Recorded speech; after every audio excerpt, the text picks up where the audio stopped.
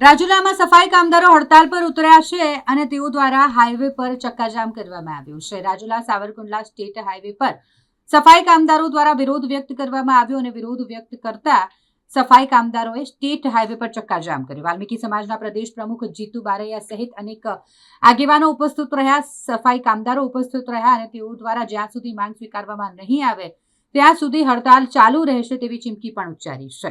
સફાઈ કામદારોએ ભારે સૂત્રોચ્ચાર કર્યા અને હોબાળો મચાવ્યો।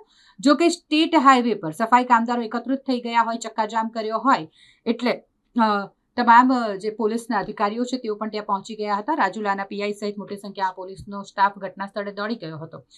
સફાઈ કામદારો કે જેઓ દ્વારા અડધો કલાક કરતાં પણ વધારે સમય સુધી સ્ટેટ હાઈવે પર ચક્કાજામ કરવામાં આવ્યો હતો। પોલીસની સમજાવટ બાદ આખરે સફાઈ કર્મીઓએ રોડ ખુલ્લો કર્યો। જો કે આ દરમિયાન તેઓ વિરોધ કરી રહ્યા હતા ત્યારે બે મહિલાઓની તબિયત લથડી હોય તેમને 108 મારફતે રાજુલાની સિવિલ હોસ્પિટલ ખાતે સારવાર અર્થે ખસેડવામાં આવી હતી, પરંતુ હડતાલ હજુ પણ ચાલુ રહેશે તેવું સફાઈ કામદારોનું કહેવું છે। हमारी मांगे पूरी करो, हमारी मांगे पूरी करो, जब तक सूरज चांद रहेगा।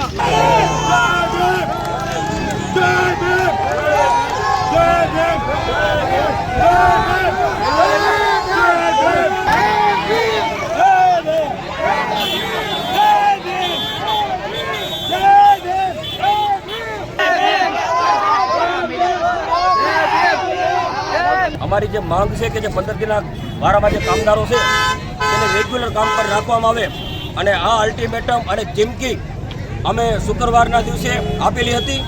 તેના ભાગરૂપે આ કાર્યક્રમ આપવો પડ્યો છે કે આજે આખો દિવસમાં સોમવાર હોય, આજે કોઈ રજા ન હોય તો અમે જાણ કરી હતી કે જે અમારી માંગ છે 15 દિવસના વારાની તે સ્વીકારી લેવામાં આવે અને ખાસ કરીને આ લોકો કોઈ કાયમીનો હક નથી માંગતા, પણ માત્ર ને માત્ર જે વેઠ પડતા છે વેઠ પડતામાં અમારા કામદારોને ફૂલ ટાઈમ રાખો તેવી અમારી માંગ હતી।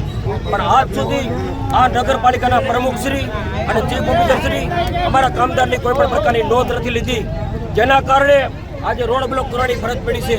અને જ્યાં સુધી અમારો પ્રશ્નનો હલ નહીં થાય ત્યાં સુધી અમે ચીફ ઓફિસરને પણ નગરપાલિકામાં પ્રવેશ કરવા નહીં દેવી। શું માંગો છે આપણે? માંગ અમારી છે કે જે 120 કર્મચારીઓ છે તેઓને 15 દિવસના વારા પ્રથામાં રાખવામાં આવે છે। 15 દિવસ રાખીને 15 દિવસ છૂટા કરી દે તો આ માંગને લઈને અમે અહીંયા ધરણા પ્રદર્શન ચાલુ કર્યા છે। પણ આજ સુધી 8 દિવસમાં આ મયુરભાઈ જે રહ્યા પ્રતિનિધિ જે પ્રમુખના ઘરવાળા એ આજ સુધી જવાબ નથી આપતા અને જે લોકો આંદોલન કરે તેને પણ ટેલિફોનિક રીતે ધમકાવવામાં આવે છે આ પ્રમુખ દ્વારા। તો આ પ્રમુખની ફરજ છે, એના કામદારો છે રાજુલા નગરપાલિકાના, તે લોકોને ન્યાય આપવો જોઈએ। ખાલી ફોનમાં મોટી મોટી વાતો કરે કે મેં આ સમાજ માટે આ કર્યું ના કર્યું, પણ વાલ્મીકી સમાજ માટે કાંઈ નથી કર્યું। માત્ર ને માત્ર રાજુલા નગરપાલિકા વાલ્મીકી સમાજનું શોષણ કર્યું છે।